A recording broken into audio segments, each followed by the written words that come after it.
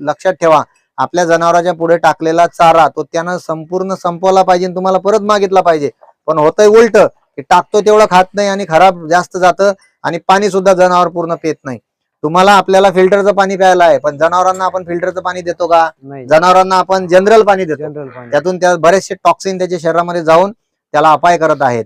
आपल्याजवळ जनावर किती आहे हे महत्वाचं नाही, ते किती तंदुरुस्त आहेत, सशक्त आहेत, मजबूत आहेत आणि प्रॉब्लेम विदाऊट प्रॉब्लेम आहेत, हे फार महत्वाचं आहे.